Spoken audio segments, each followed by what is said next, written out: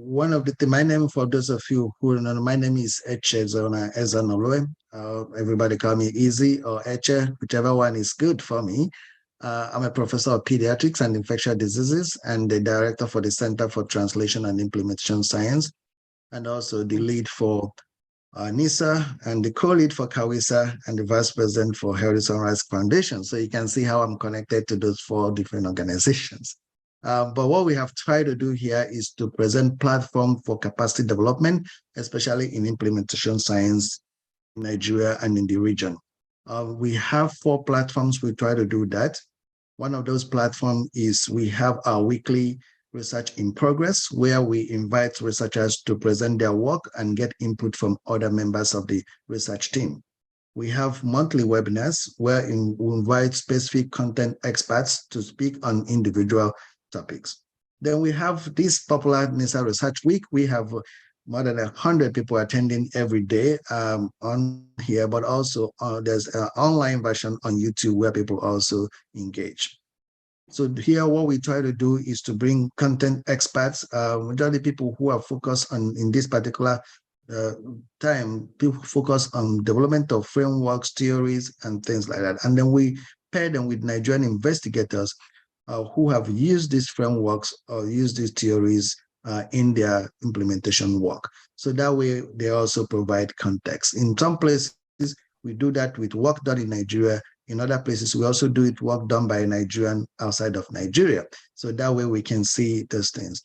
So, and the last thing is our conference that we have, annual conference with NIH every year.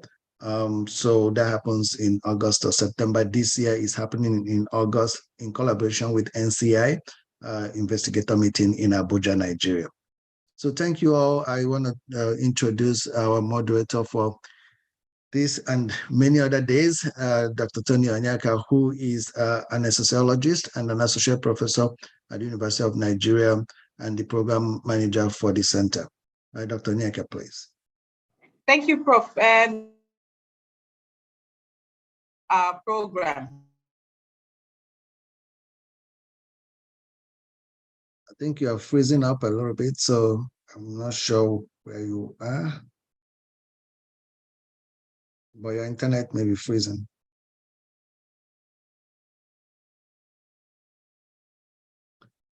Yep. While Dr. Onyeka takes that, let me try and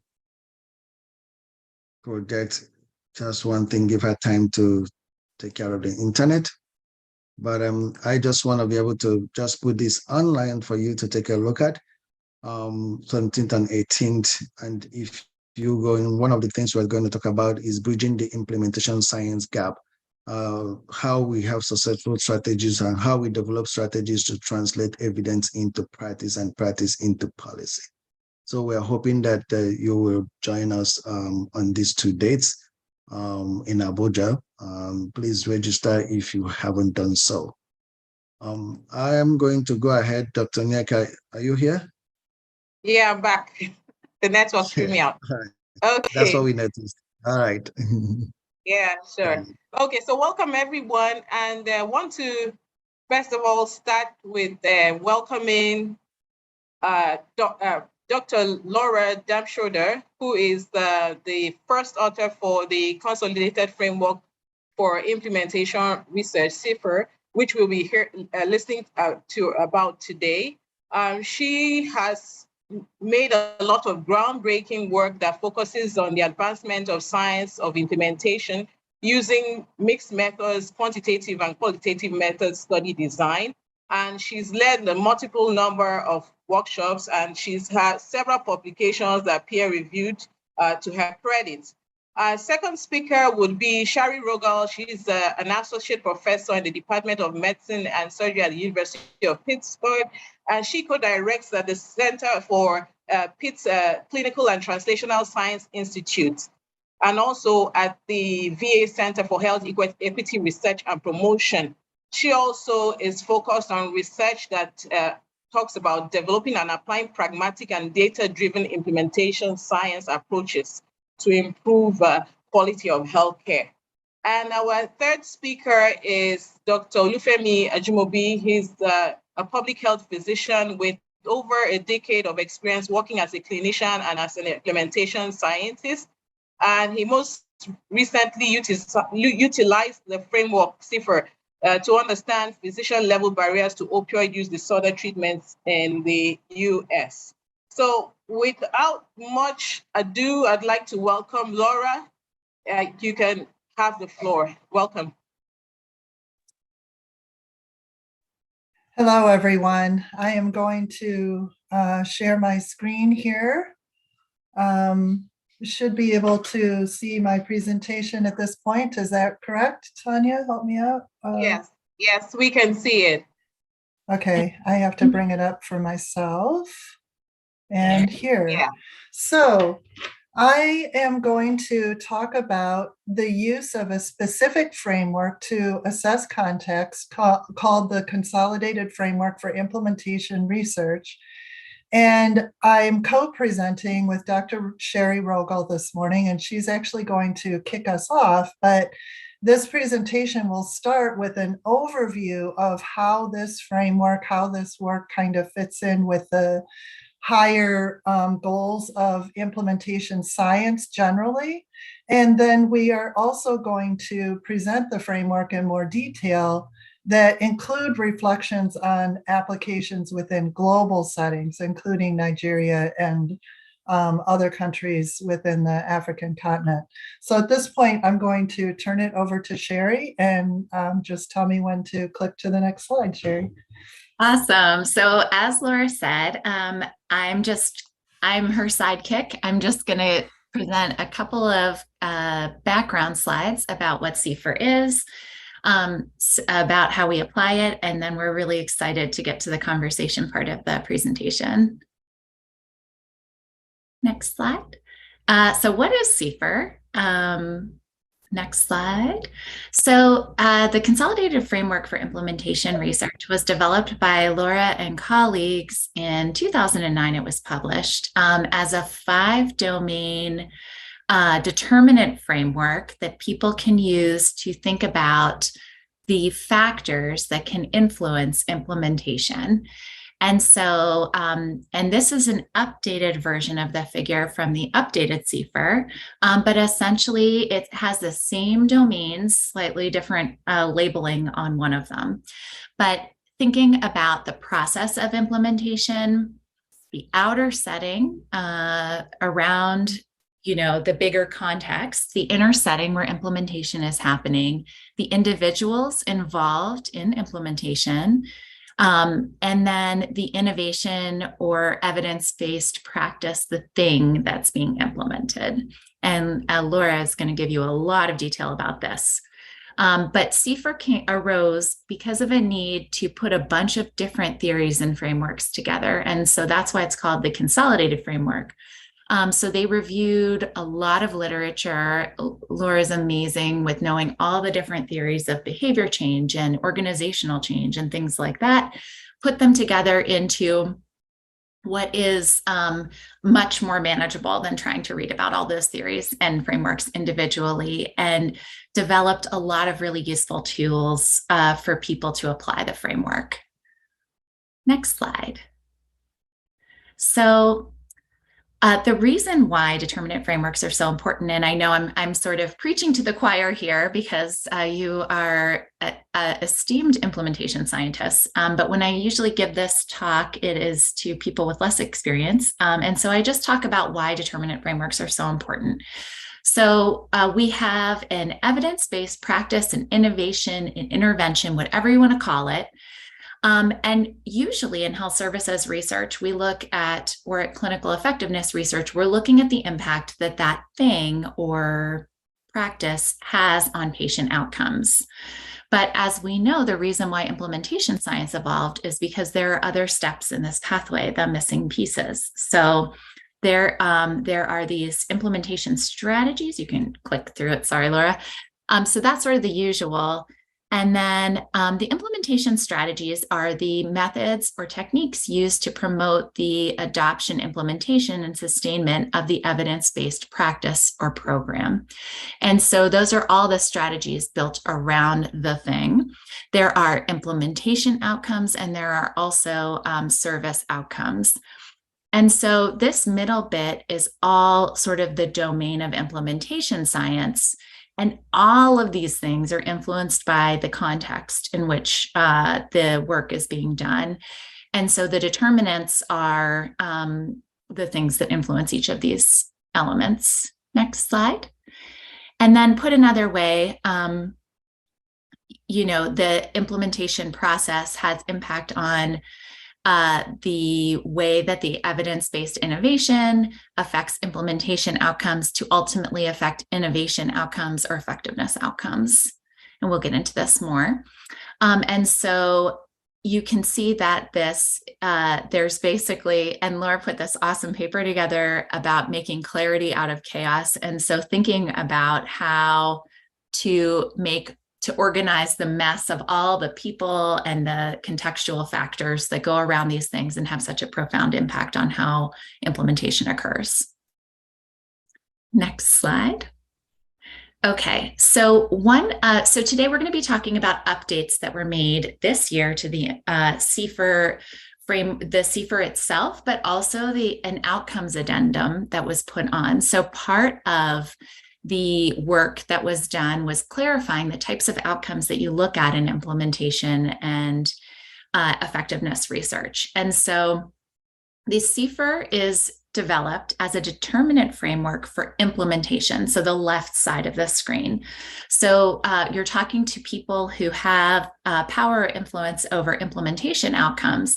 And CFR speaks to the factors that determine how well your implementation will occur. And CFR can be used either thinking ahead about how you anticipate implementation will occur, and then also reflecting back on what actually happened in implementation. And so again, CFR is really speaking to these implementation determinants, which influence how well implementation happens, and hence implementation outcomes.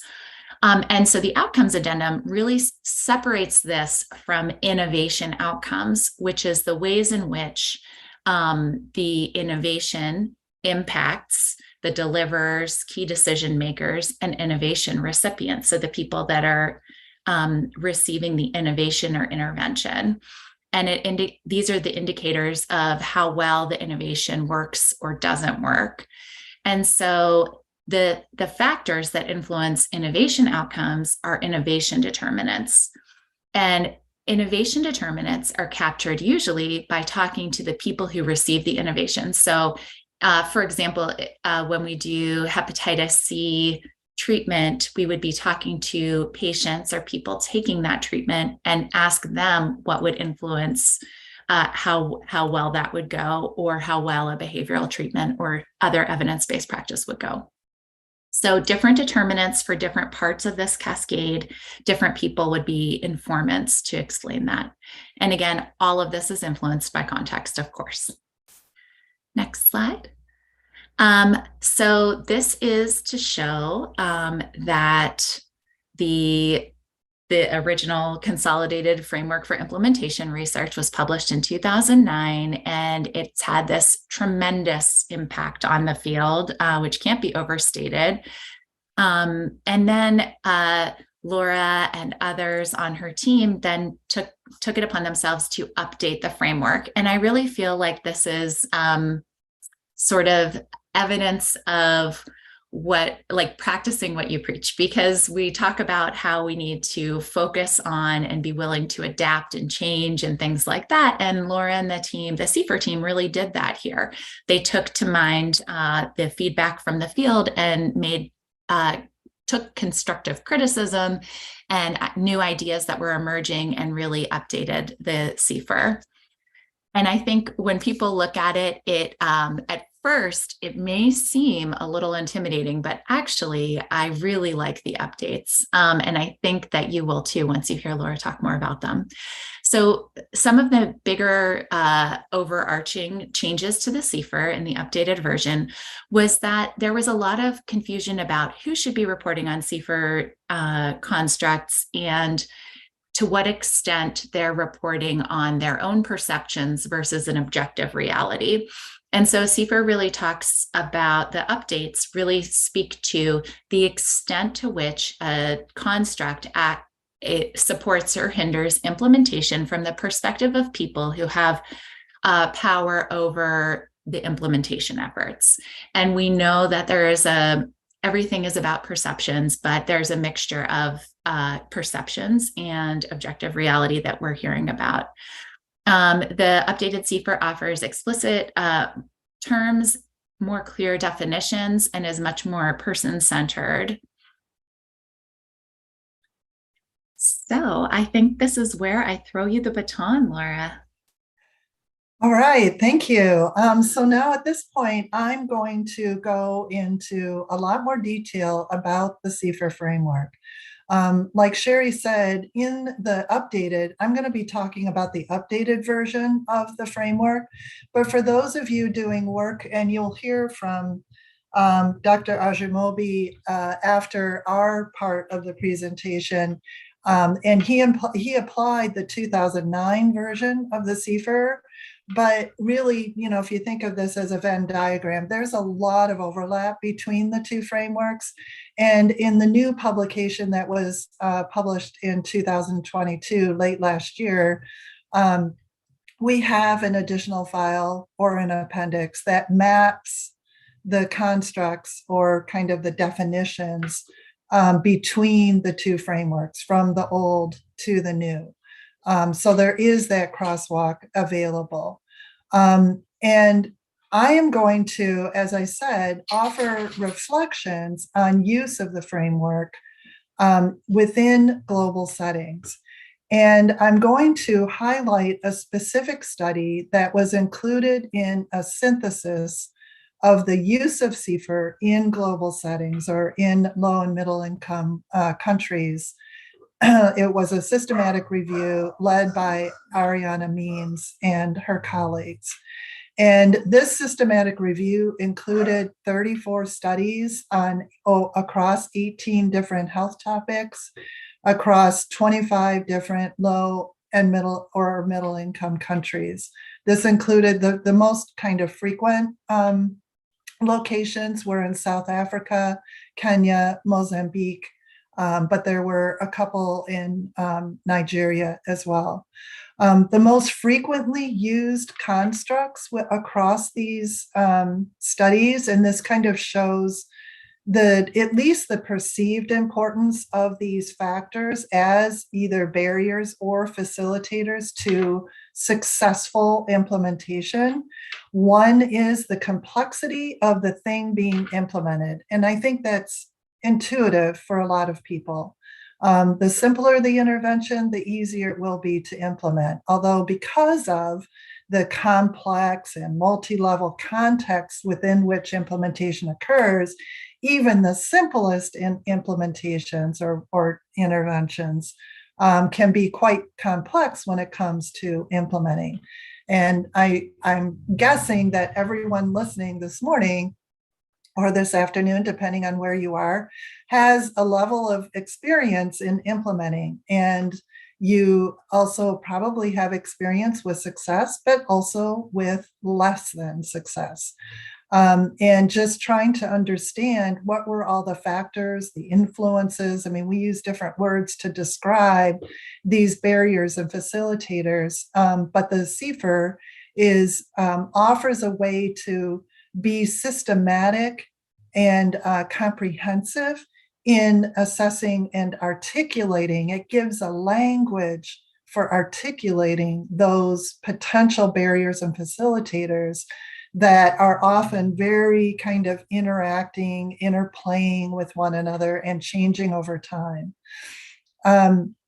So anyway, one of the most important or most commonly used constructs was complexity. Another one was within the inner setting, the networks, the relational networks, and the communications that occur. The means systematic review followed up identification of their 34 studies.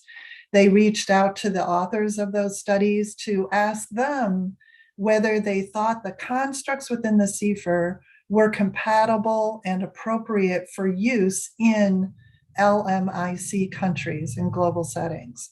And all of the concept, a majority of the respondents agreed that the constructs were compatible, but there were some constructs that had a higher number of people who deemed the constructs either irrelevant. So there were 5 or more respondents who felt that the concept of relative advantage, so that's the idea of, this thing being implemented is better than other alternatives, or trialability, and that is the ability to test and trial and be able to kind of undo implementation if needed.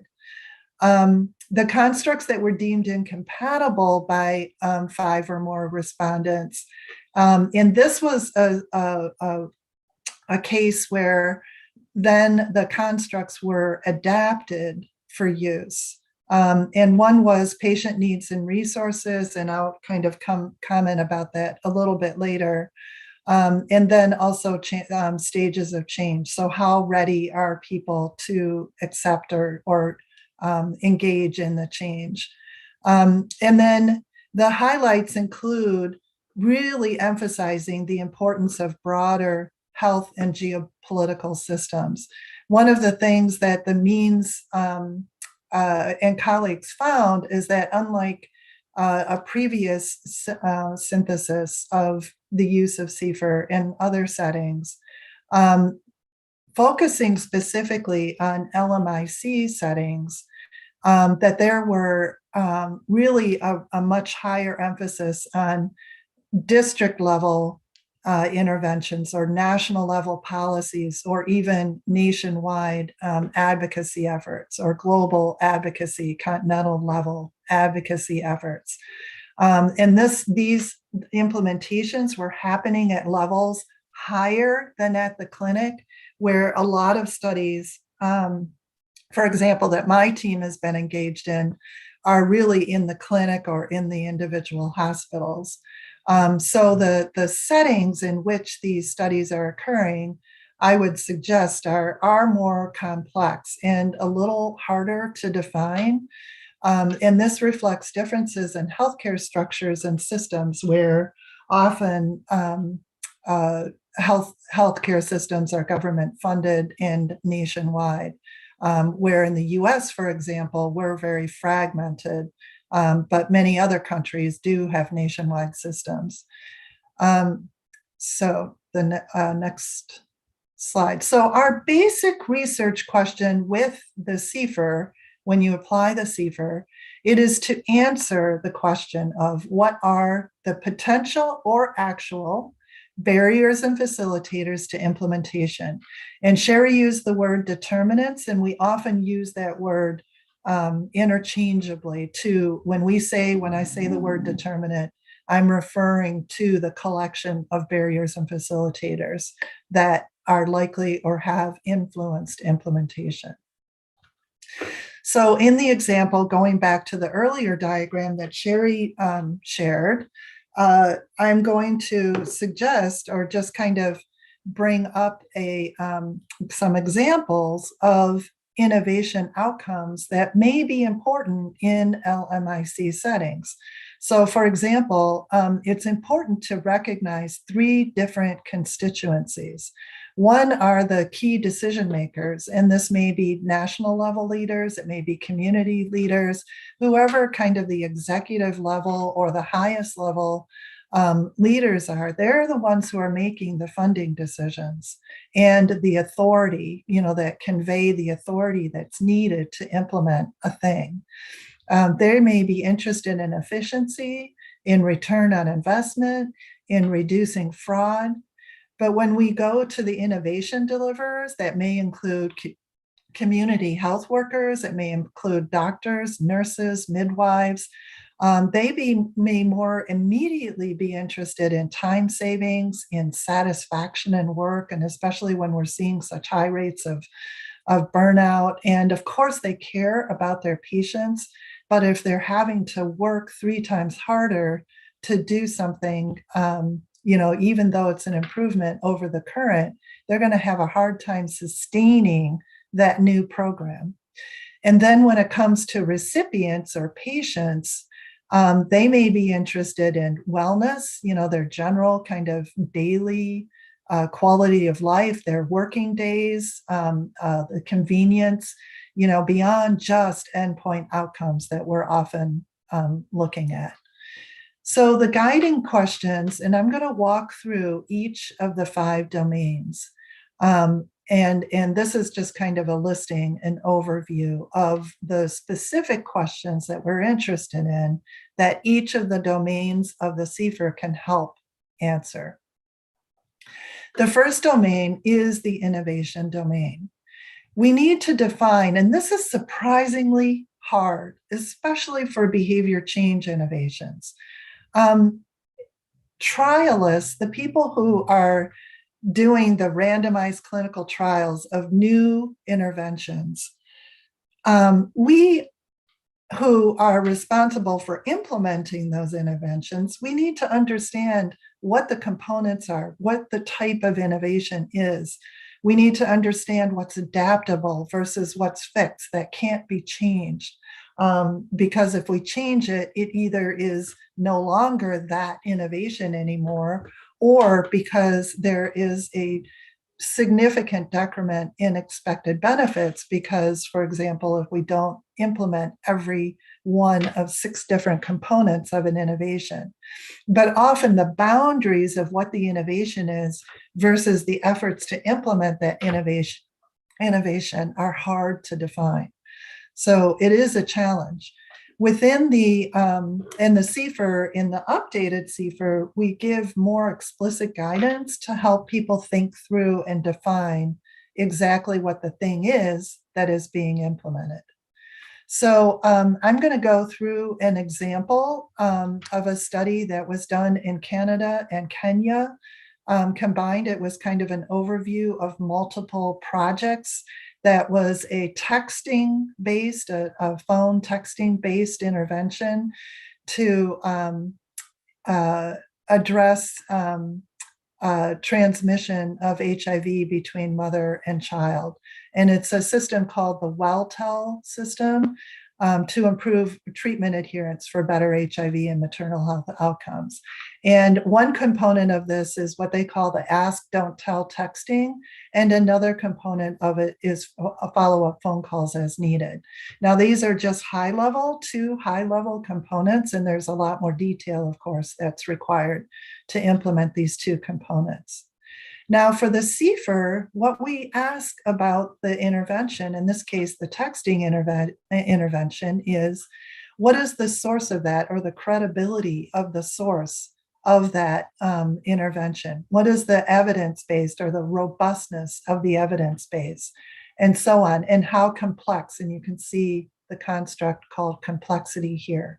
And there are qualitative questions or questions, closed-ended questions that can be asked to assess or rate or better understand people's perceptions of each of these facets of the innovation itself. For example, it may not matter that there are lots of research articles and an evidence base that says this texting intervention should work. If I don't believe that it will work in my patients because I think my patients are so different and unique, then that is going to be a source of impediment potentially for implementing. And that needs to be addressed, and we need to understand that as a potential barrier. And here's an example that was found within this study, the WellTel study, related to the innovation source, the credibility of the source of this intervention. And here's a quote: WellTel's founder has legitimacy. He lived in Kenya, conducted clinical research in Kenya, and he knows the country. He has friends. He's not seen as someone running in and running out just to benefit himself. So knowing this and understanding this is important because we can leverage that with other people who may not be aware of the founder and the founder's role in this case, and it may help people be more receptive. Now I'm going to go to the second domain, which we call the individual's domain. And as Sherry said, we want to be able to, we're eliciting information, our understanding from the people who have power or influence over implementation. And we're really trying to encourage users of the framework to consider not just the traditional people that we think about, like maybe doctors and nurses and leaders, but also consider clerks and housekeeping and recipients themselves, because they can help inform ideal implementation and also help to inform adaptations that might be needed.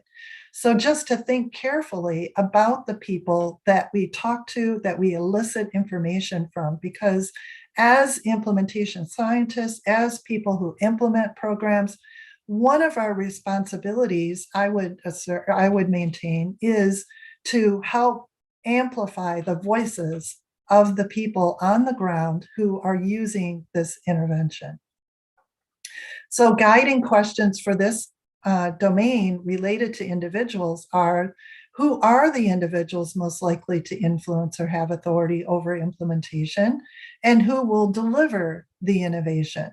So in the case of this particular study, key people included hospital managers and clinicians within the inner setting. So this is at the hospital or clinic level.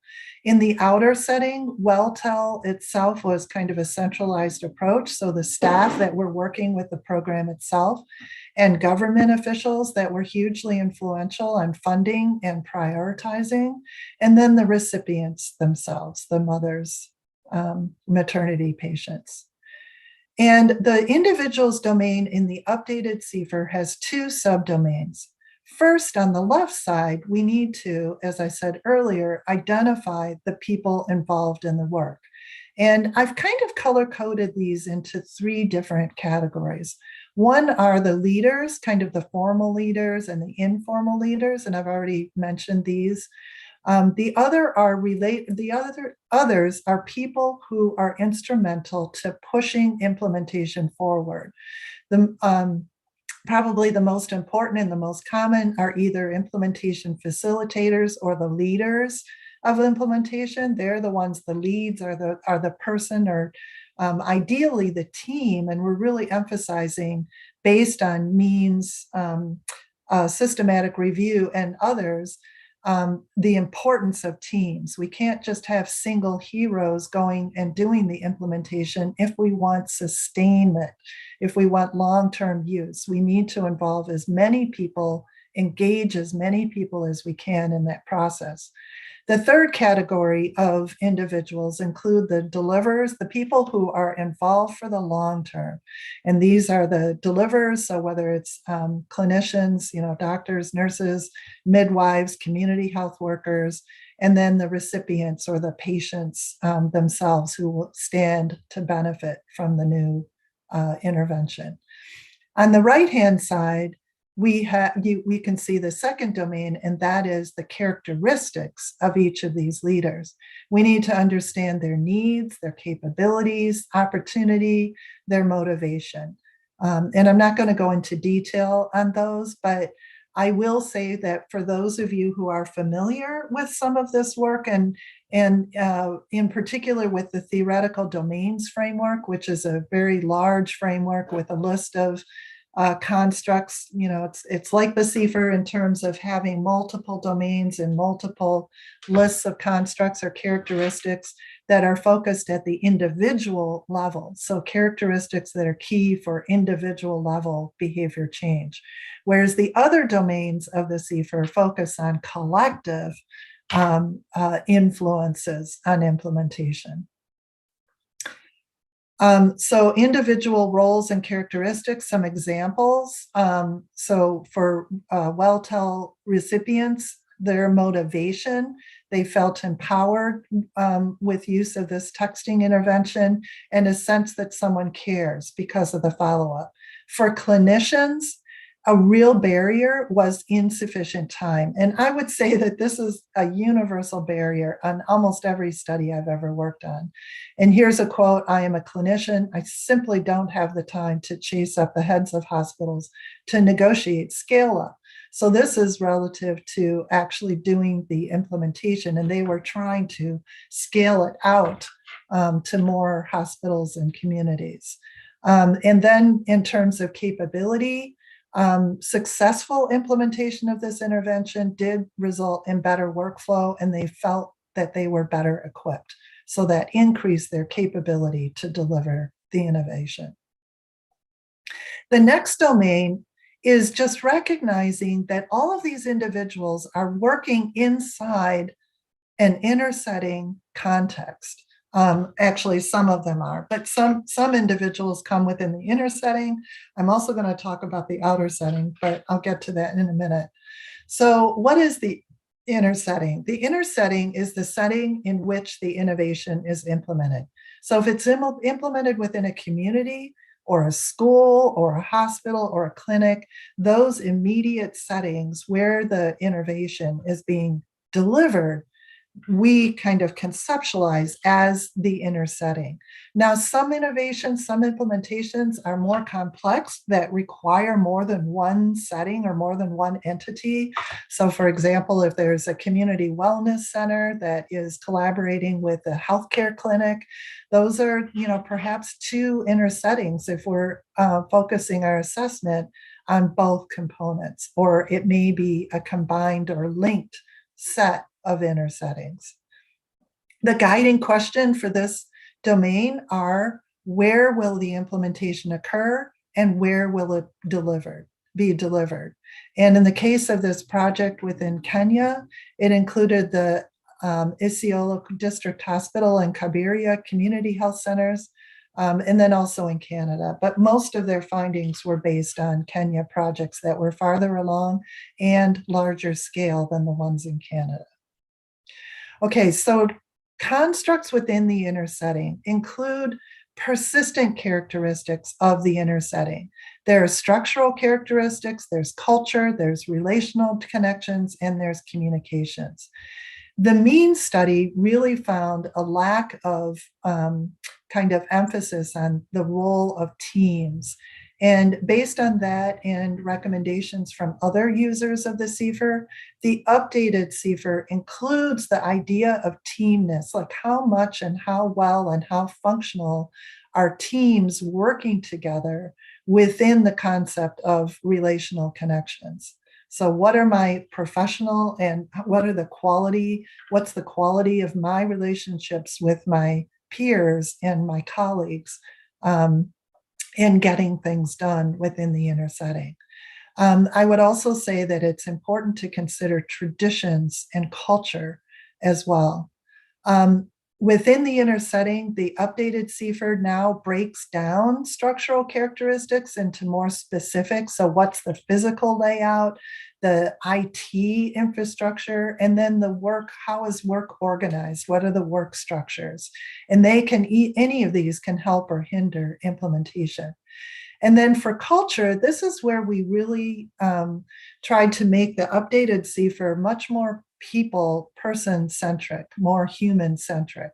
So we're including the idea that, is there a culture of the equality of all people within the delivery or the inner setting?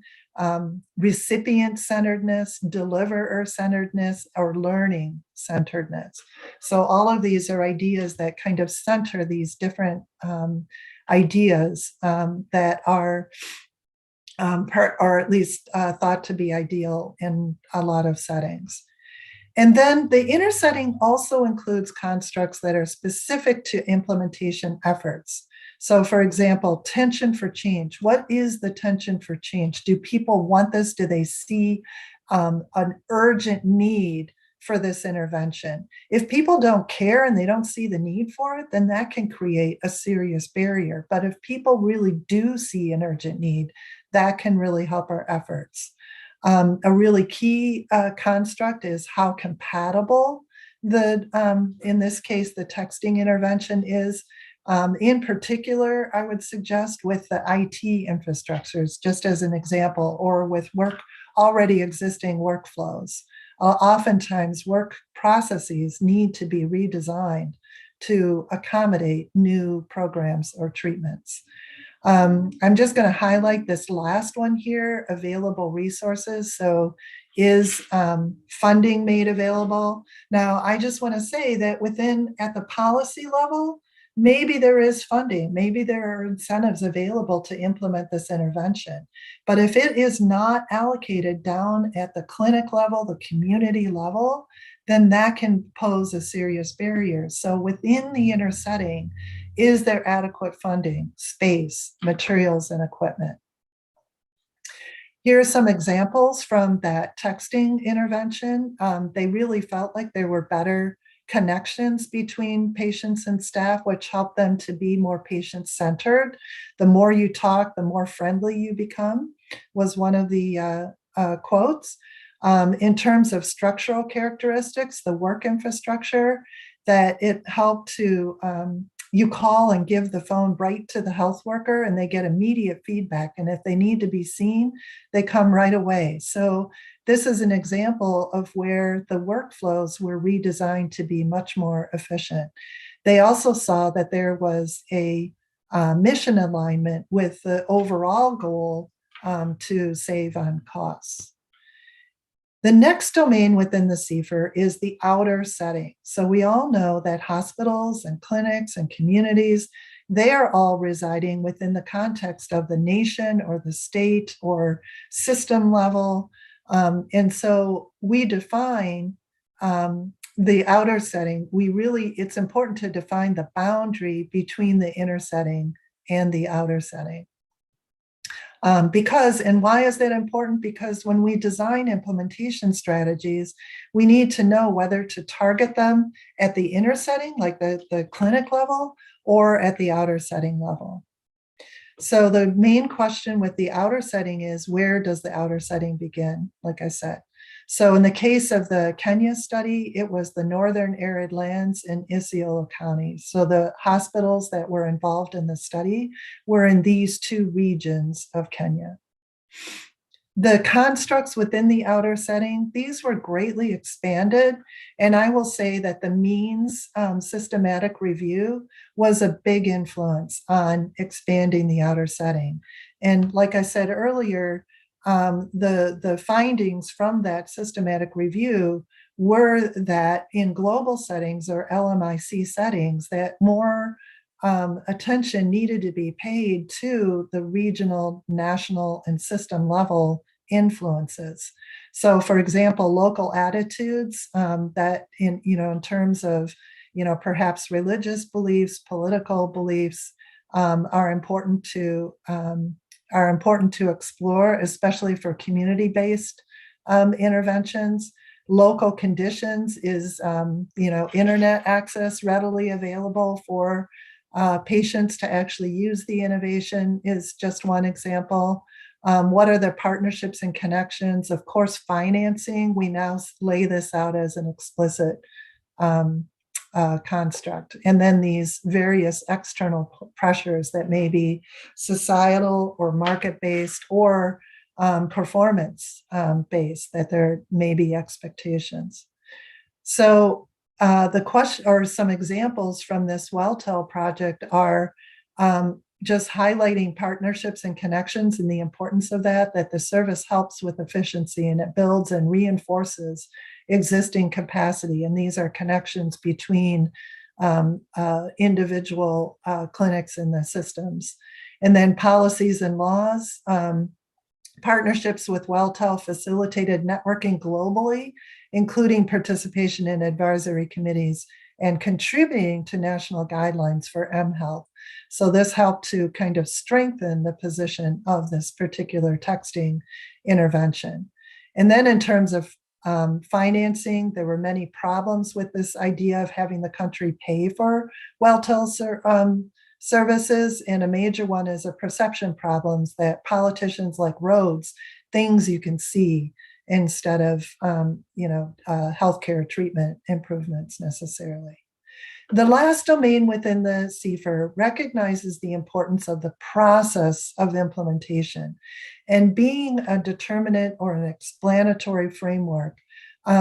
We are not prescribing these steps necessarily, and yet what we're more interested in is assessing the quality and the extent to which each of these activities are done. And the constructs in this domain were selected because of their ubiquitousness across implementation theories about what's important to do for implementation success. Our main question with this domain is, to what extent do roles or the people do the necessary actions for sustained implementation? And in this case, the general approach that was used with the Welltel system was providing a centralized support for running the studies. And one example, a key construct within this domain is reflecting and evaluating, and that is that the teams doing the implementing or delivering should be meeting together regularly and reviewing progress and their kind of progress towards success. And in this case, someone was saying, you need to use cost analysis to make the case for it. And your healthcare provider utilization data has to show that it's not too expensive. It's about showing a bang for your buck. And so there are a couple of ideas in here. One is that this needs to be continually assessed, and the other is that it needs to be used to engage and keep leaders supporting and other key people within the process. So in summary, these are the list of questions that are related to each of the domains, and this provides kind of a schematic of the 5 domains of the CFR. So that was a quick overview, and we have a little bit of time to pause for questions before Dr. Ajamobi presents his study where he applied the CFR. Thank you. Yeah, thank you so much, Laura. So you have a couple of questions in the Q&A. I'll start with the first one. So the first one says, what's the difference between innovation, intervention, and solution? So those 3 words, innovation, intervention, solution. Yeah, and how about the thing also? So they can be synonymous. Different disciplines use different different terms, but it's basically, it all boils down to the thing that you're implementing. That we chose the word innovation as a generic term to include, anything that is new to the organization. Traditionally, as implementation researchers, we try to implement things that are quote unquote evidence-based, but a lot of times, many of us, myself included, we work in systems that are, they jump the gun on wanting to implement, and now I'm going to use the word a solution or a best practice that maybe from the kind of formalized research perspective doesn't really yet have a good evidence base. And so we're having to evaluate both the evidence for that that thing, that solution, that best practice, and learn how to implement it both at the same time, because we don't have time to wait for 10 or 20 years to get all the trial data. So we landed on the word innovation because, kind of drawing on Everett Rogers, who's like a grandfather of dissemination science. But he defines innovation as anything new to the organization. Now, one of the caveats that I want to put on that, and I've worked on projects like this, is that sometimes we put our implementation efforts on things that people think have already been implemented, but there's clear evidence or data that shows that actually people are not delivering this. They're either partial or not, or it's really mixed.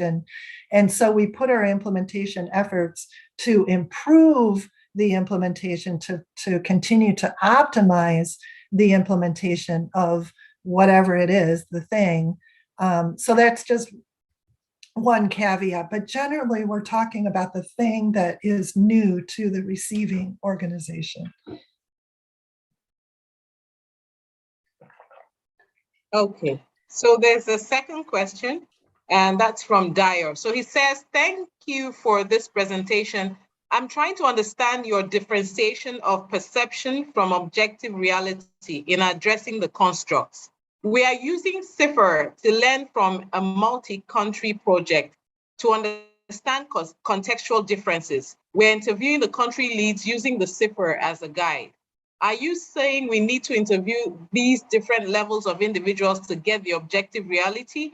Or can we just talk to the research lead who work with all these different categories of individuals in the individual domain? Or interviewing the project leads will suffice? How might we strengthen our approach to interviewing country leads? Yeah, that's a big question with multiple levels of question within it. I'll start with the first piece of it, the perception versus reality. Truthfully, often it is hard to disentangle, kind of hard reality from people's perception. Other times it's really clear. I'm going to give an example that helps me think about this. Let's talk about IT infrastructure. So many healthcare settings have an electronic health record that is being used at some level within clinics. That health record system, that EHR system, can really help or completely block implementation efforts to implement new things, especially when there's a technology component involved. And so the objective reality might be, we have an EHR.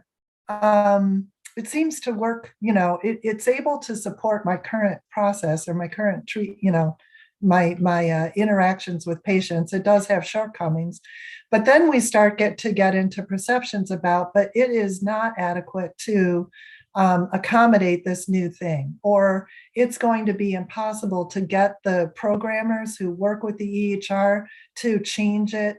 That's a perception. Other people may say, oh, it's easy to change. And yet they're both working, so two different perceptions, and yet they're both working with the same EHR. Here's another example.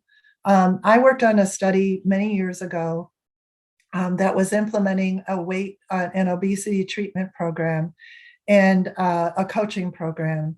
And it was the same program everywhere, had the same evidence base, the same design everywhere. In some places, people perceived it to be competitive with their current programs, and other places saw it as being synergistic with their programs. What is the objective reality? Is it competing or is it synergistic? And really, it's in the eye of the beholder. It's in the eye of the person doing the implementation, because, perception kind of trumps or beats out reality, or eats reality for lunch, if you want to put it that way. Because the fact is, you can reframe it in, kind of a mental paradigm into being synergistic, because the programs were very comparable between the two settings. So that's an example of kind of objective reality. Here's the current programming, here's the new one, and then the perceptions of how are they going to mesh together.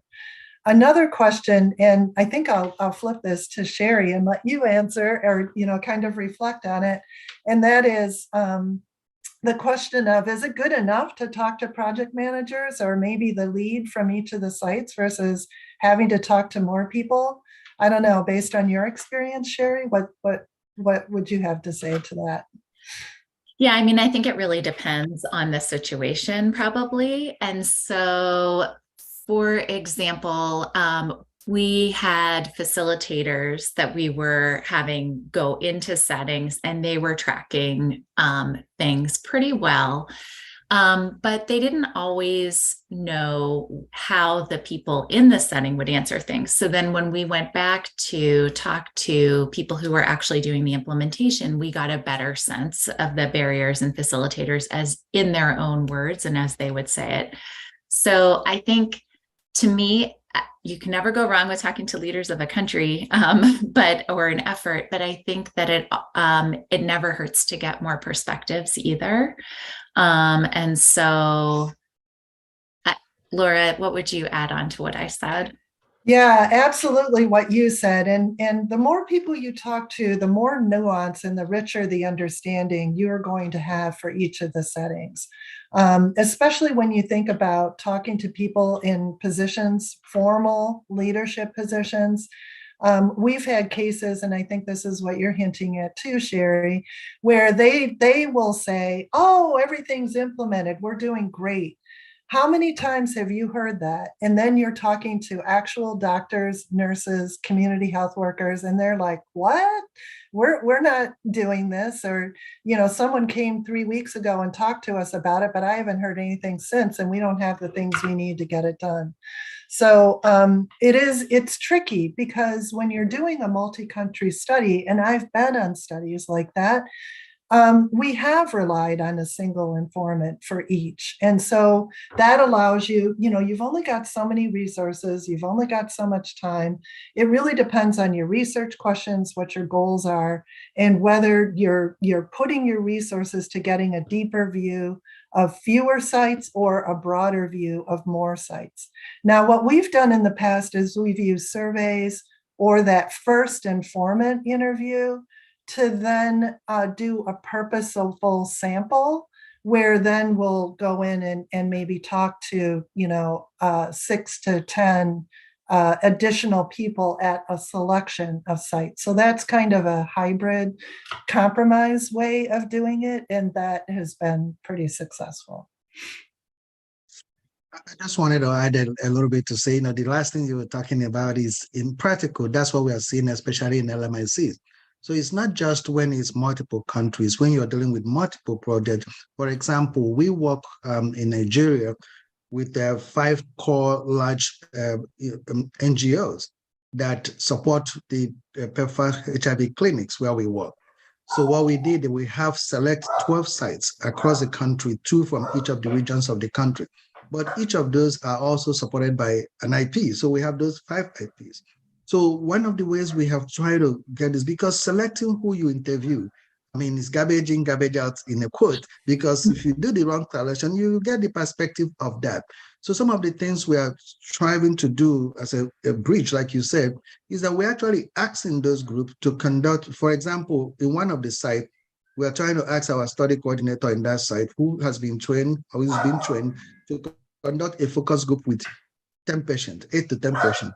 So they are now doing it in each of the 12 sites. So if you do 10 patients each of the 7, it's a little focus group by them.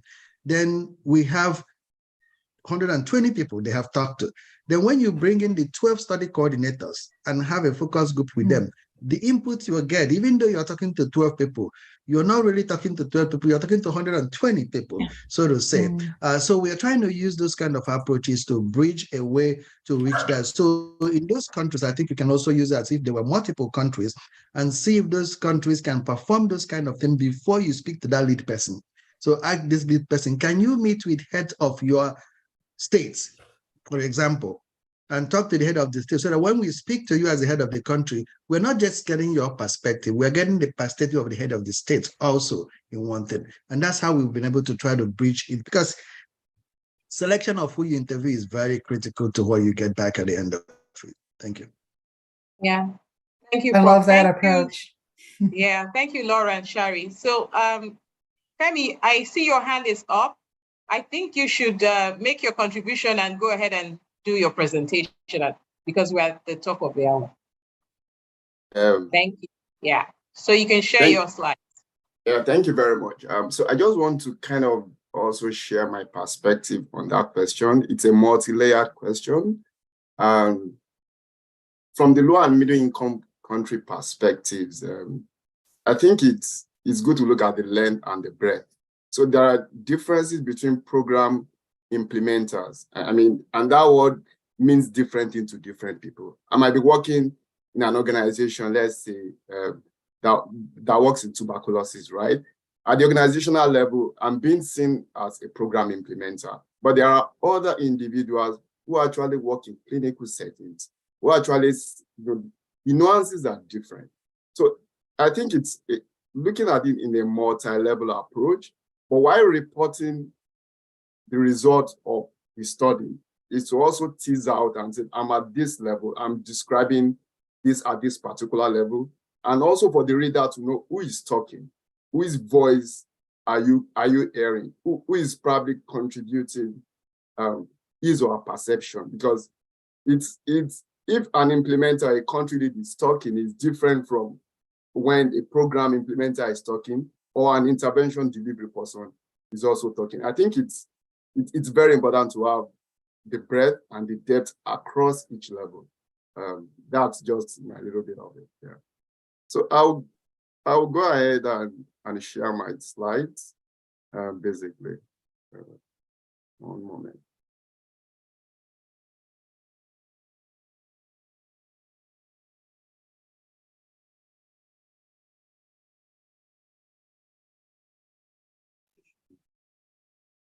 I think I need to close a little bit of thing. Okay, one moment. Sharing news. Okay. Please, what can you see? Yeah, we can see your slide. Okay. Slides. The one that ends with June 7, 2023, not the presenter's side. Okay. Yeah. All right. Thank you very much. We're seeing both. So I don't know if you want to. Well, we're seeing next slide. No, you can go ahead. We're just seeing the slide and next slide. You're right. Okay. All right. So thank you very much. And thanks to Laura and Shari for their presentations. I would be presenting a study that I kind of use CIFA, and also to mention that I'm from low and middle income country, specifically Nigeria, even though the study I'll be talking about was done in the United States, basically. And this is an illustration using the CIFA framework. And this study, like titled as Emergency Department Booking Open Program Implementation, Staff Concerns, and Recommended Implementation Strategy. As a way of introduction, this was a qualitative study, and it's kind of explored the concerns of physicians and pharmacists working in emergency department setting about buprenorphine. Buprenorphine is a medication for opioid use disorder, and I will speak a little bit more about that. So as I go on, I would also like to acknowledge the following individuals who have kind of contributed. Femi, I just want to mention that we are seeing your presenter slide. So if you want to. Oh, okay. What about now? Okay, now we're seeing the real thing. Thank you. Oh, okay. All right. Thank you very much, basically. So while I'm introducing this, I want to kind of mention a couple of things. Please note the definition of the acronyms at the lower end of the slide to start with. In this presentation, I will mention opioid use. And when I mention this, I'm referring to the chronic use of illicit opioids, such as heroin and fentanyl, that can result in opioid overdose and death. Also, I will mention medication for opioid use disorder. And I'd like to put this in context before I go into my presentation. In Northern Hemisphere, in North America and some countries in the global North, in Europe, the treatment with medication is the predominant public health approach to addressing opioid use disorder, and not the abstinence model that is probably prevalent in some countries in the global South. These medications include buprenorphine and other ones. Also, I'll be mentioning emergency physicians, and these are doctors who specialize in emergency medicine, and they work in emergency departments or hospitals. So over 107,000 Americans died in 2021 from drug overdoses, with opioid overdose accounting for 75% of those.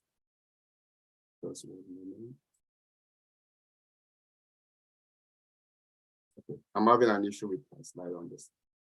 Okay, so other than the use of heroin, increased opioid overdose deaths are associated with fentanyl use. More than 30% of non-fatal opioid overdose patients, seek first-time care as drug users in emergency department, and about 6 of them will die within 1 year after that encounter if they are not on routine treatment. In this case, what I mean by routine treatment is medication for opioid use disorder. Emergency rooms can actually be a reachable moment or an opportunity for initiating treatment for persons with opioid overdoses, or it could be a mixed opportunity. Buprenorphine is an evidence-based treatment for opioid use disorder. While it is underused in outpatient settings, with about 21% of persons with opioid use disorder receiving the medication, its use is just emerging in the emergency department. But to what extent that is ongoing, we don't really have the full picture.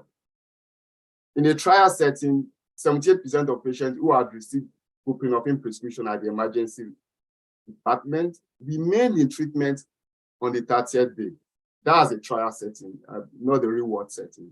So, looking at other physician specialties where medication for opioid use disorder is administered, emergency physicians account for about 3% of all buprenorphine prescriptions.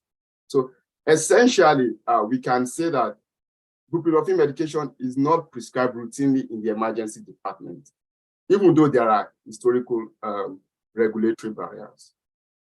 So in 2021, the buprenorphine program commenced in Nevada. Nevada is a state on the west coast of the United States. And this early rollout phase is an opportunity to study providers' perspectives and their future behavior, as scale-up efforts progresses. So we ask ourselves, what are the issues that we need to address? This is what we know. We know that we still lack a systematic understanding of providers' thought processes for making treatment decisions, for them to actually initiate treatment. So therefore, we decided to use the CIFAR framework and ask 2 questions. The very first question is, what do emergency department providers think about emergency department buprenorphine program? The second question was, how do their perspectives influence their willingness to participate in emergency department buprenorphine prescribing? Finally, we mapped these reported concerns from the results in the first research question, the CIFAR domains and constructs. But also, we also mapped this with implementation strategies. And I will talk about this as I move along. So participants were recruited with flyers, placed on entrance doors of emergency department boards, break rooms, their front desks, and also we sent this around through email listserv, and also using a snowball and word-of-mouth approach. For about 30 to 45 minutes, we interviewed 6 emergency physicians and 5 emergency department pharmacists who have had prior encounter with persons with opioid use disorder, who work in the 2 largest hospitals in Nevada, one in the southern part of the state and the other one in the northern part of the state. I will talk a little bit about this CIFAR framework. This one is in a more simplified approach, and the way I see it. Again, CIFAR has 5 domains, but for the purpose of this study, relevant domains to answer the research questions are the inner setting, outer setting, characteristics of the individual, and intervention characteristics domain. I decided to choose the original CIFAR based on the paper that was published in 2009 over the CIFAR 2.0, which the paper that was published in 2022, because of its relevance to the conceptualization of the study and also the study setting. So we could see here that the intervention characteristic, it's replaced, kind of replaced the innovation domain, which Laura talked about. Here, the cosmopolitanism construct replaces the policies and the laws construct within the outer setting in the updated version of the CIFAR. So that's just a brief summary about why I decided to choose the older framework. So let's imagine an organization setting with an outer setting and an inner setting. The inner setting that has the individuals, these are the emergency department providers, both physicians and pharmacists. And in this case, an intervention, not an innovation, which is the medication for opioid use disorder, in this case, buprenorphine. These domains and the constructs that we could see in these clear boxes guided the framing of the interview guide. And the topics are in black text. So at the level of conceptualization, within the inner setting, the relevant constructs were readiness for implementation and the culture.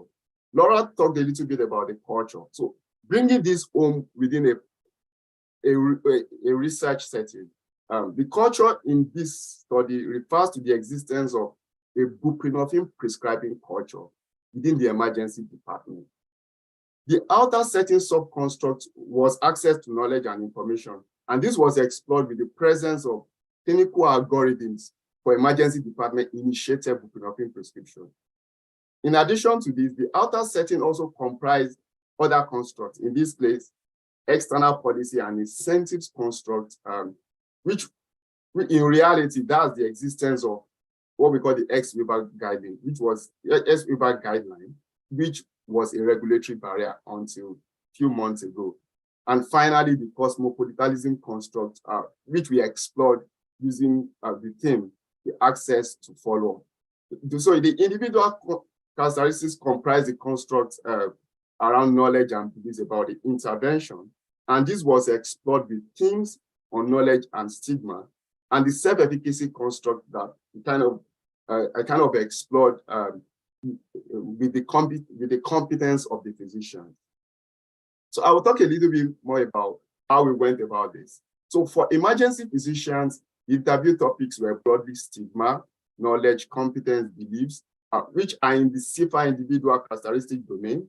Withdrawal concerns, which is in the CIFA intervention characteristic domain, and patient follow-up, which is within the CIFA outer setting. For the pharmacists, we asked them about their experience with dispensing buprenorphine, and looking at their stigmatizing attitude towards persons with opioid use disorder. I wish to mention that the pharmacist in their role, it's supportive to the physician, so they can only dispense what the physicians have decided to go ahead with their prescription. So we kind of coded this with MVivo. We described the perspective of the physician and the pharmacist. And finally, potential strategies were profiled to address the concerns based on the expert recommendations for implementing change, which we call ERI. I'm aware that on Monday, there was a presentation on ERI. So the ERI strategies are actually based on expert consensus and are for use in clinical settings to enhance adoption and implementation of evidence-based intervention. I will now talk a little bit more about the results. First, let's look at the concerns within the results. Emergency physicians believed in and are interested in the buprenorphine program, but most felt it's appropriate in emergency department settings, but they had concerns, and these concerns include the fact that they lack the required support to be able to prescribe this medication. A 36-year-old physician here said, give me a step-by-step guide on how to prescribe buprenorphine. We see that from this poll. Also, emergency physicians were anxious about the patient's continuity of care beyond the emergency department. They were overthinking their role and were more concerned about the potential gap in the next level of care, rather than fulfilling their own buprenorphine prescribing role within the ED. A 43-year-old physician that we could see in this quote stated that you want to provide an appropriate treatment until there is time for follow-up. But frankly, that's not going to happen the next day. So another perspective has to do with the fact that there are concerns about the need for more data. We could see in this particular set of quotes that a pharmacist understands buprenorphine is effective and sees an opportunity for starting the patient on treatment. But an emergency physician is hoping for more data that it reduces illicit opioid use and overdose-related hospital visits for him to be convinced that he's desiring more data for a medication that's already evidence-based treatment. Here, there are concerns about the timing of initiating the treatment. So when buprenorphine is administered, it's possible for a patient to go into what we call withdrawal. The patient can start having withdrawal symptoms, vomiting, or being uncomfortable, anxious, and a couple of other things. So here, you could see a physician stating that you have to catch the patient at the right time. And another stating that one of the concerns I have is just precipitating withdrawal with buprenorphine. So potentially, this could limit prescription of this evidence-based treatment in the emergency department. The influx of patients with opioid use disorder to emergency department is infrequent, and some physicians might not get to see these patients. So this could result in lack of physicians' experience and therefore lower confidence in, in managing opioid withdrawal. Like a physician stated here, the more you do it, the more experience we get with it. So putting this in the whole context of the CIFA framework, but also the expert recommendation for implementing change implementation strategies. There are a couple of different colors here. In the brown text, that's where we have the concerns that are reported of the physicians, and also some of the comments the pharmacists have mentioned in the previous slide. But in purple, in the purple box here, and the purple text, this refers to the implementation strategies. And I'll go and shed a little bit light on this. Where the concern is the informational gap about buprenorphine prescribing protocol within the CIFA inner setting domain. Implementation strategy based on the work that have been done by, with ERIC strategies is to designate a responsible personnel at the emergency department to be able to provide additional information. Additionally, a peer recovery support specialist, who is someone with lived experience of opioid use disorder, but that is currently in the recovery, can be placed, can be in the emergency department to provide information about available community resources for outpatient treatment. Where the concerns are buprenorphine precipitating withdrawal symptoms in the CIFA intervention characteristic domain, and a lack of competence in the CIFA individual characteristic domain, potential strategies will be clinical supervision and shadowing, basically, which are recognized ERIC in POP strategies. Also, emergency physicians' participation in collaborative learning and mentorship platforms could address the inexperience from inadequate clinical exposure. Creating a community of practice for peer-to-peer conversation with the outpatient providers who allay the anxieties about patients' outcomes beyond the emergency department, as we could see in the CIFA outer setting. Also within that setting, joint participation of emergency physicians and pharmacists in continuing medical education sessions would reinforce messages about buprenorphine effectively. So I just want to share some of the limitations we had in this study. One notable one was the fact that the sample size was small. It was kind of difficult to get to the participants. We could describe this study population as hard to reach because of the peculiarity of where they work, and also after work, what they do after their usual routine work. Moreover, we achieved conceptual saturation and generated novel findings that we can explore thoroughly in large samples. And our findings are potentially transferable to similar settings that are akin to where we conducted this study in the United States and elsewhere. So in sum, though the emergency department was perceived as a suitable location for prescribing buprenorphine treatments, concerns abound, which include informational gaps in patients' outcomes and buprenorphine effectiveness, but also appropriate timing of treatment initiation, and also lack of confidence in managing opioid withdrawal. Potential implementation strategies include providing informational support on buprenorphine prescribing and facilitating mentorship and educational, opportunities for the providers, in this case, majorly emergency physicians. So these are just some of the references I've used. Thank you for your time. It's possible to reach me through my email. Thank you so much, Femi. Thank you for that very interesting research that you shared with us. So there are a couple of questions on the Q&A, and Okay. I'm going to start with one. I think this is a question for Laura and Shari, because it was before your presentation. It says, is there a way to measure how different the new behavior required from, say, healthcare workers are compared to their usual activities? Perhaps under the innovation domain, to check the level of departure from usual activities, as it may affect how easy it will be for healthcare workers to climb the mountain of change and hence achieve sustainment. Shari, do you want to answer? I think you're typing. Oh, I was starting to type. No, I agree completely with the person that asked the question, that falls in a lot of ways into the innovation, perceptions of the innovation domain. And it's the perception of the people who are doing the implementation and the extent to which they believe that they have to do something new and how much better or worse it is that makes it sort of how much of a barrier or facilitator it is. I'm sure that Laura has something very intelligent, much more intelligent to add on.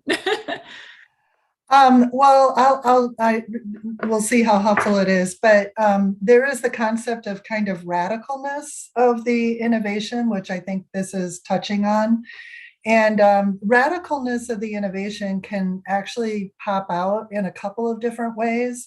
One is just in the sheer complexity. So the more components and the more interrelationships between the components of the thing that's being implemented, the more complex and difficult it will be to implement. At least that would be the theory. The second way that radicalness comes out is when you compare that, the new thing that's being implemented, the program, to what is already in place. So in terms of compatibility, how significant or how radical are the changes that are needed for clinical processes and maybe infrastructure that needs to be changed. And those would kind of hit on the constructs within the inner setting. I hope that helps. I definitely agree with people's perception of how tall and steep and impossible that mountain is. But actually the mountain the shape and the feasibility of climbing that mountain is actually a function of probably a lot of different constructs, but radicalness is for sure one. Okay, thank you. There's another question for you. It says, can we include subjective other in the individual domain, since in some contexts they tend to affect in intervention uptake? I'm not sure what you mean about subjective other. They lead to effect. Can we get a little clarification on that? Is this okay, people's my perception of other people, or? Yeah, okay. She said relatives. Relatives. Subjective So other, relatives, yes. Okay, so like family members or maybe caretakers, spouse. people who affect. So can you include them? The answer is yes. They may be included and conceptualized as recipients. So maybe there's, let's say this is a child intervention. So subject or, family would be very important. Parents, siblings may be very important. And so including, for sure for children, it's difficult and challenging to talk with them directly. And so in a lot of cases, we're talking to proxies. So in that case, parents. But yes, you can just make sure, and this goes actually, it touches on a question. If there are themes and constructs that are missing from the CFR, we encourage people to add them. But just be very clear about your definitions and, what level or domain they are falling within, and kind of the justification or maybe the influence that those new themes may be having. And so if there are individuals or people that are not explicitly called out in the CFR, by all means, add them and define and describe. So let me just add in, and I wanted to ask you, Laura, to expand on this a little bit, because when you talk about recipients, and you did mention something down the road, which is culture, and how culture has an impact on this. So, and this is something that most Nigerians will understand. Sometimes when people have, let's say, cancer, and you would think in the US, you want to talk directly to the patient and tell the patient everything about the cancer. Culturally, if you come to Nigeria, you will find out that your patient may be the least knowledgeable about their cancer. And that what happens is that the family members are talked more to, and the people who surround them that are talked more to. So in essence, you find out that the people who take care of them are actually the recipients. So if you're talking about palliative care, you're talking about survivorship, you're talking about this.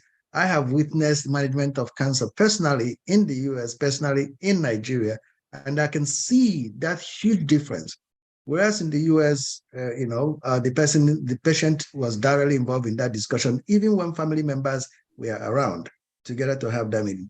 In Nigeria, sometimes the family members are having this meeting with the doctors without the patient included there, because in their mind, they're trying to save the patient from having to talk about death and, not my portion and all the stuff that is culturally part of that nobody really want to talk about death, as if not talking about it makes you not die. But it's still the cultural reality. So when you want to develop this kind of looking at barriers and facilitators and looking at the determinants, who is really the patient and how do you reflect? And because I'm trying to say this concentration on the patient to differentiate it from recipient, because I like the idea of recipient, where the recipient is not the patient alone or the recipient of the care, but is the family and the caretaker and whoever. You've seen husbands make decisions. One of the things culturally, I came to the US from Nigeria 27 years ago, and the first thing when I started having children that bugged me the first time was they came in to talk about my child and nobody looked at me. They were all talking to my wife. I'm like, this is my daughter, but but culturally, and when it was time to sign a consent, they didn't even give me the consent. They gave it to my wife. I was like, gee, because traditionally in Nigeria, I would have been talked to. The consent would have been to me. I was a huge decision maker in the process. But in the US, I actually was not, there was no place in the consent for me. It was mother. And, so it was a cultural shift for me. But that's where I think about cultural adaptations to these frameworks that sometimes we miss. So I like the way you started it by not saying really patient, but talking about recipient. And I think the idea that is brought on by that question, that this recipient may not be the individual patient, but is an expanded, then I think it's important to see that as an adaptation to cultural adaptation when you're trying to use framework like CIFAR. Thank you. Absolutely. And I think that is just a really great example, where in the US, we do tend to center, who we think the patient is. And I think in many domains, that really is recognized as a shortcoming, that we need to be better about including family members, recognizing at a minimum, they're providing support, our sources of barriers or facilitators for the patient being able to participate in the treatment. And then definitely moving over into other countries, Nigeria. I love how you highlighted the role of husband and I think that it's very important when you're using these frameworks not just to apply them blindly. Think about the decisions that you're making, about who to involve, who you're intervening on, both in terms of implementation and in terms of the design of the intervention or the innovation. And so one of the things that you highlighted is, a more patriarchal culture, for example, which would be a theme that needs to be highlighted within the outer setting. For example, local attitudes is a new construct within the updated CFR to capture kind of those perceptions, those ways of behaving and believing and cultural norms that if they are ignored, then that is going to be a major barrier for success.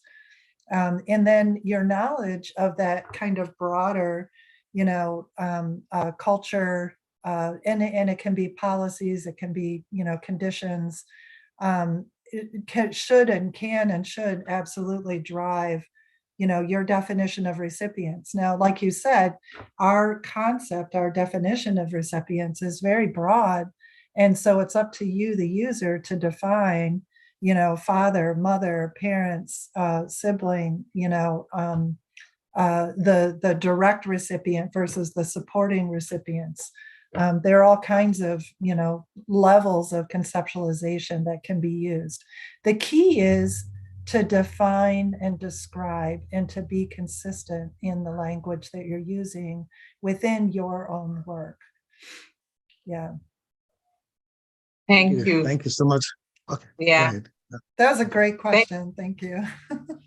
Okay, there are two more questions. So the first one says, what is the most effective approach for improving implementation research using the CFR framework? To I think improve. I want to add a little bit to that question to help, because I think so one of the things as users of so is that when you look at it the first time, it looks a little bit overwhelming. It looks a little bit very complex. You scratch your head. And you can imagine if I'm doing that as a physician that has an MPH, and you can imagine somebody who may not have had even that exposure looking at it, and then you begin to shy away from it a little bit.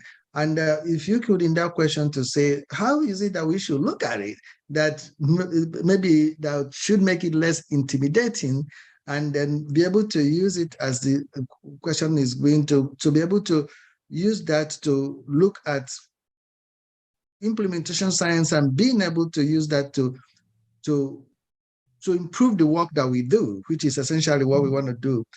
In our team, one of the things we try to do is to try to have individuals use different frameworks. We use the APIS framework very, very much. We use the REAM framework very much. And if you look at those things you showed, when you showed countries where you can see that not a lot of it is used in Nigeria. And then I feel that a lot of that is because of the way that it looks a little bit intimidating, I would say. And that's why we're talking about some of these things. I like the way, like the shift from patient to recipient, and you can now define who the recipient is. Something that makes it a little bit in a way that is adaptive. I know it's not built for Nigeria, but but how should we look at it in a way that we can use it to improve implementation work? I think that's some of the things I figured that the question from the audience was sounding like. Thank you.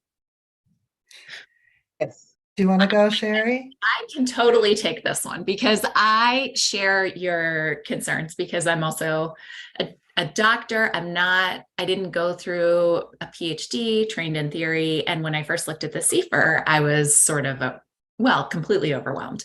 And so I think that, and especially even the updated CFR, I felt very overwhelmed. So one of our goals moving forward with this is to really make it something that people can use and apply that actually makes it easier to bring together theory into the work. And so one of the tricks, so I do a lot of teaching students who've never thought about implementation before, and working with clinicians, same thing. And so I would say that one of the things that I tell people to do who are new to it is because I think the domains are pretty intuitive. And so to just sit down and think about how you would define the boundaries for each of the domains. So what is the thing you're trying to implement? Who are the people that are involved? And sort of what's your inner and outer setting, and then maybe leave the process till later.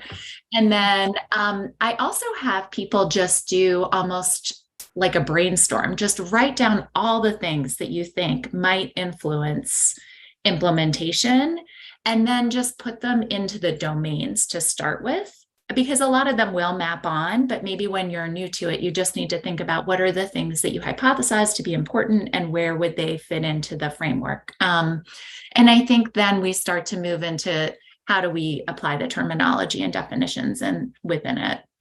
And I also think that for when it can be less intimidating to use it as sort of like what Laura was saying, to start out with either a checklist or a simple survey or a single phone call and just talk with people and then start to put it together. So it is iterative, and you also don't need to use the whole thing.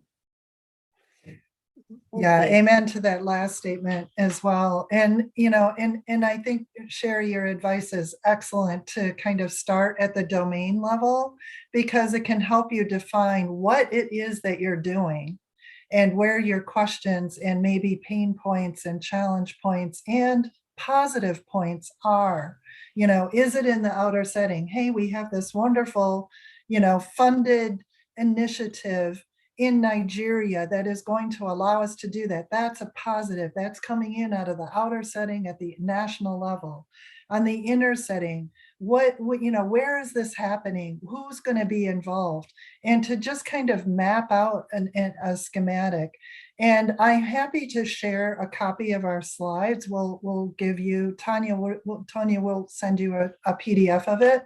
Okay. And if people look at the questions that we had on the slides for each of the domains, I think that, you know, just kind of stepping through, who are the people? Where is this happening?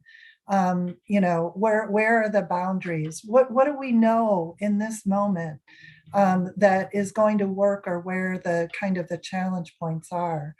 And I think that, you know, Sherry, what you were saying too about maybe your first time through, don't worry about the individual constructs, but rather, you know, do your data collection, do your exploratory investigation with these high level questions, and then do what's called inductive coding with your qualitative work,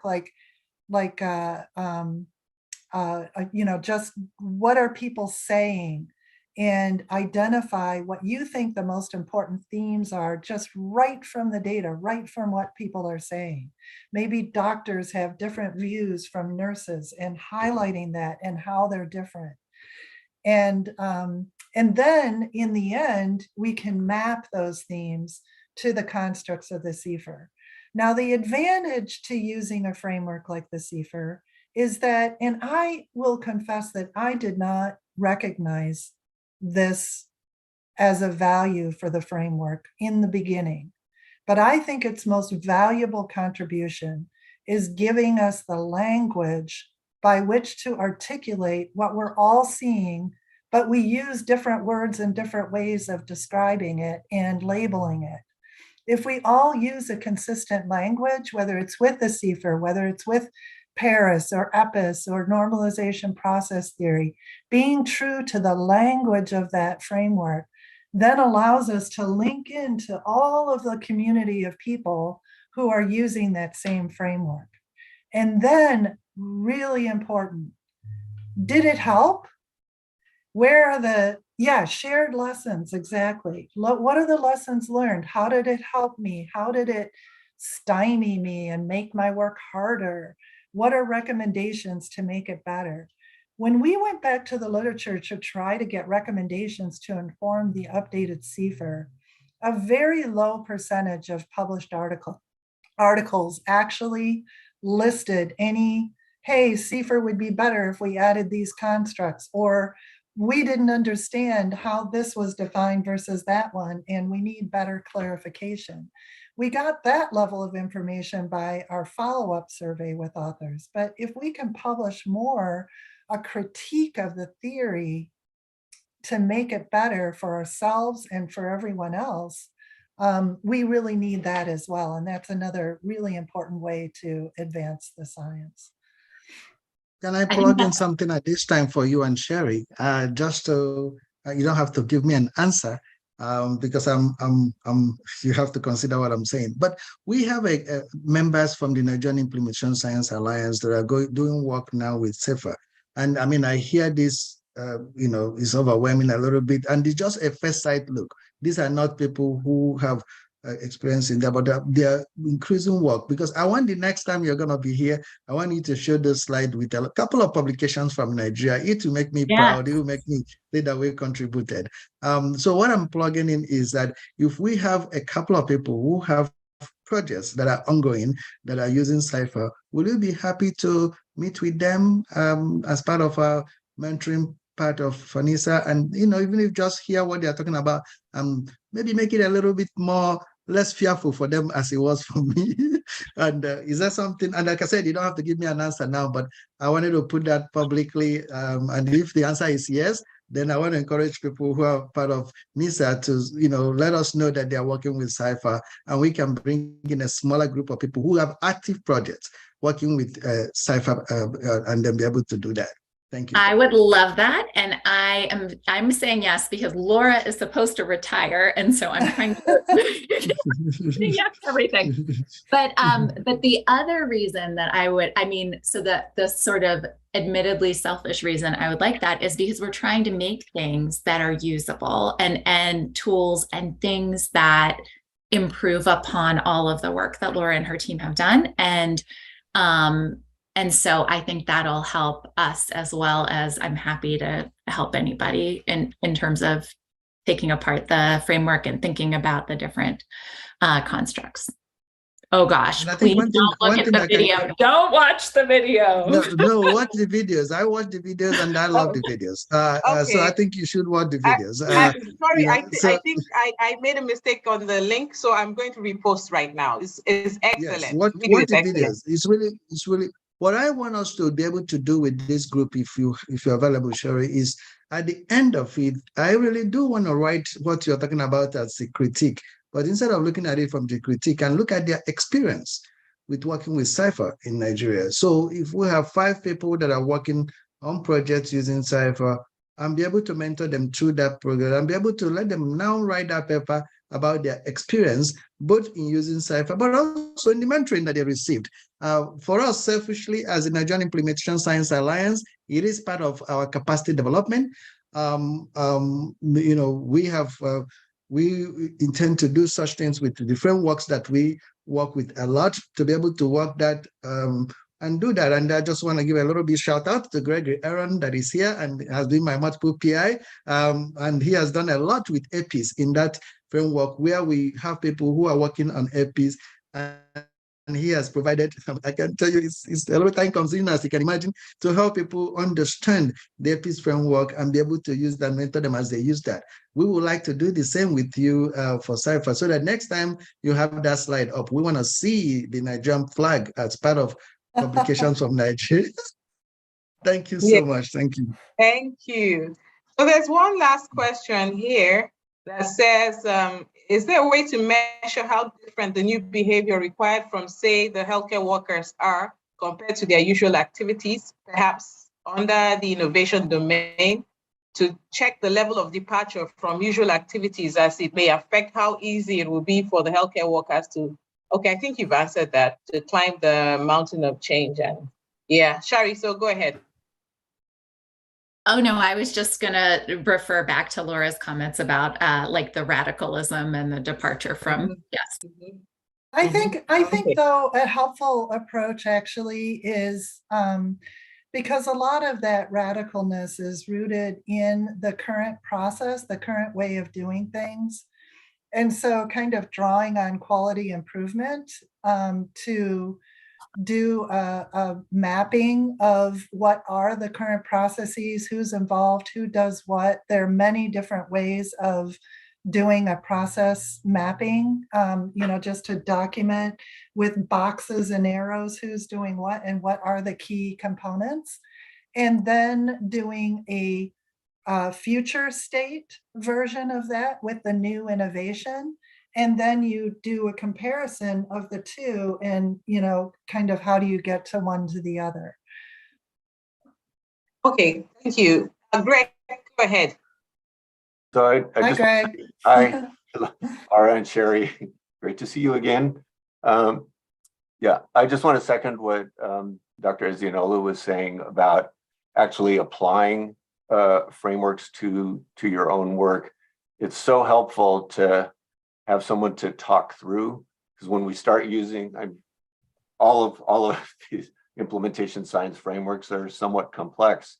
And so having some guidance and just to be able to get some feedback on, gee, how do I think about the outer setting in CIFAR and how does that relate to other things going on, and just working through all of that can be so useful. So so hope you will remain involved with us in the work in Nigeria, because it just the talk today and the example that was presented are just so helpful in thinking through these issues. So thank you so much. Yeah, I guess that's just one more thing that I want to add, and maybe this is, kind of obvious, and that is to find articles, to find write-ups of other cases that have used the framework that you're considering, and read it and see what resonates. Does it, because then, Greg, you're kind of bringing up another question of how do you choose? There's so many, available too.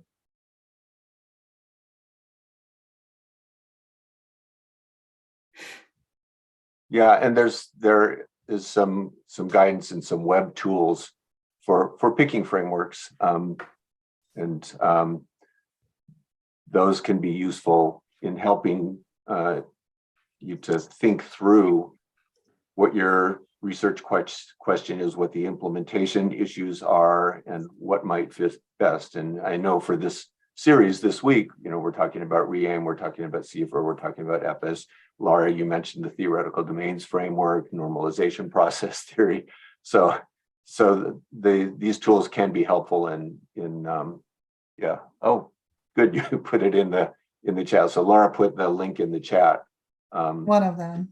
For one of those tools to help think through that process. What we have noted, though, that end up really helping, to be honest, is this type of guide. That's why we are asking for this mentorship. We're thinking about when people are familiar with a particular framework. Yes, they can go in and look at that. And, I have gone in there to look at it, and I even get a little bit overwhelmed by trying to say, man, there are a lot of them, and put my hand in my head. So I end up defaulting to familiarity. Either that I have somebody in my team, to work on it. What I always encourage everyone that is doing research, especially in LMIC, is that you don't have to be an implementation scientist to do implementation science work. But you do need somebody who understands implementation science to be in your team. So for me, at my early stage in career, in my mid-career, in the time I became to what I would call the end of my career already, is that I found someone, which is where Greg comes in, that, my collaboration with Greg was very helpful in my thing. Is that so I always say in every grant that I'm going to write, think about, as the clinician, I'm out there, I'm seeing the problems. As someone working in Nigeria, I'm seeing the problems. But when I want to design a study, I knew that there are two people that I need first of all. One of them is a biostatistician. The other one is a real implementation scientist. And people will say, that's what I always tell people that I claim to be an implementation science when Greg is not there. Then I can claim to be one. But really, what you find out as a clinician who started working on implementation science is that your real role is to bridge that gap between the implementation scientists that design the framework, that have the theories, and the implementation practitioners who are at the forefront implementing these. They still need that bridge. And that bridge comes in because someone like me has an experience implementing this project. I've run HIV programs, I've done that, but also I have extended time developing grants with people like Greg. So I think this idea of mentoring will help us get more used to that. And as time goes on, just like what someone like Ajumobi did today, we're bringing in people, because you see that we brought him, but actually his work was not in Nigeria because we couldn't actually find somebody who have done with that work in Nigeria. So other ones, we have examples in all of the days We're in Nigeria, but we couldn't find that cipher one. So what we want to be able to do next time is to be able to also bring someone who have used that framework like Dr. Jumobi have done with work in Nigeria. And once that happens, that person also becomes a resource person to Nigeria. So it's a little bit of taking an implementation strategy, which is train the trainer. So these people who are working on those with using Cypher, mentoring them creates another level of people who have worked with Cypher who can also mentor people and become a resource person or co-investigator in other people's grant because they have used this and can help with that. So I think that's one way that we can choose frameworks and make them work is by having experience with them, getting mentoring with them, and creating a little body of people who have used this kind of frameworks. Thank you. Thank you so much. So right now, there are no longer any questions in the chat. So I think we have just 8 minutes to the hour. So I think it's a good time to say, I save on some time and say bye-bye till tomorrow. What do you think, sir? I do want you to put up what we have tomorrow. Okay. Please, if you can. Yes, I will. Can I add one thing about choosing frameworks? Yes, please. I just want to encourage people to don't let the frameworks intimidate you. You are the best expert and knowledgeable of what you're doing. Have confidence in that. We work really hard to try to make it as accessible to people as possible. And I'm going to put a link into a paper that is a tool that kind of looks at characteristics of, quote unquote, an ideal framework. And what I tell kind of the bottom line for me is, if you're choosing to use a framework, it really needs to bring clarity and a level of simplicity to your work. And if it's just making your brain pop and it's too complicated, then it's not the right framework. So I guess, know your power, know your confidence, know that you have knowledge, and trust your choices, I guess. It should be practical, it should be clarifying, not impossible. Thank you. That's a good Thank way you. to And thank you so much, so Laura. So put up there for tomorrow. We are continuing. Okay. And Laura, I know people are busy, but if you are able to join us for a few minutes tomorrow, that would be nice, because one of the things Greg has done for us has been to be present in all of this as we discuss this framework, but also bringing some perspective for her. So if you have time, even briefly tomorrow, join us, because one of the things we are also trying to do is actually to combine frameworks. So we have done that with using APIS and REM.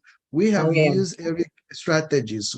So we would like to, where we can show people how to be able to combine frameworks in the work they do, because sometimes from one framework may not do all you want it to do, even though it has all the components and all the domain, but it may be better for this area, and another one may be better for this area, and you want to join those frameworks. So I think if you have time to join us, it might be a little bit for us to say, how do we actually, use a piece if you wanted to look at that, and then be able to use CIFAR to guide, how can you combine some of these frameworks? So tomorrow we are going to be talking about APIS, and that's the last of the framework. And on Friday, we are going to talk about the designs, and we'll start our hybrid effectiveness design. So please continue to join us. I think this is a very, very important thing. And maybe, Laura, if you're actually thinking about retiring, I don't know that it's ever a thing, but if you ever think of retiring and you want to travel, we will like to invite you to Nigeria, and then to come to the Nigerian Implementation Science Alliance. So maybe put that on your bucket list, and maybe doing the so Tonya, if you bring down this, I just want to share a little bit with you. And Greg has been to Nigeria, I think, a lot more times than most people. But what I would like to see is if you ever have time and think about it and said, I don't know if you've been to Africa, but if you have not, to be to Nigeria. So one of these meetings, we have been having this meeting since 2015 with Fogati in Nigeria, and this is our premier implementation science framework in Nigeria. And this year we moved it to August. It's usually in September. We moved it to August because the NIH was having their investigator meeting for the first time in Nigeria, and they wanted to stay back for the conference. So we moved it to come to the area where the NIH has their meeting on 14, 15, 16, and they will stay back for 17, 18 for the NISA conference. But next year, if you're retiring or if you are cutting down on a lot of work and you want to travel a little bit, we want you to come to Nigeria. So the offer is out there for us. We would like to see you in person, and we would like to see a lot of people who are working in Nigeria. And hopefully by then, a lot more people using Cypher to be able to meet you in person. Thank you so much, Laura, for your time. Yeah, thank you, Laura. We really appreciate that. Thank you, Femi. Thank you, Gregory.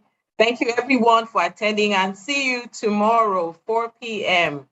for another interesting session. So have a nice rest of the day. Bye-bye. Thank you. Thank you.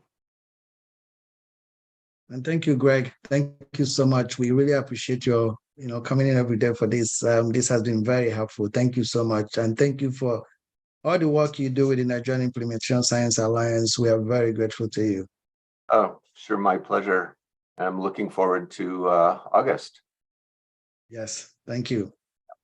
And for most of you, if you come in August, you get a chance again to meet Greg in person. He has been there for a lot of our conferences, and he'll be back there again the only thing that we're going to try to make him, maybe one of these time he's coming, we are going to mandate him that he's going to wear Nigerian clothing. That's something I really want to see. I don't think I've seen that. So I've seen him dance, at the Nigerian conference last year, but I really haven't seen him wear a Nigerian clothing. So maybe next time he's coming in August, we're going to make some nice clothes for him and make him wear some Nigerian clothes there. He has been to Nigeria almost 5 times already. Yes. I'm sure now he's scared now. Okay, I'm down with that. Okay. All right. Thank you so much, Greg. Thank you, everyone. Thank you. Bye.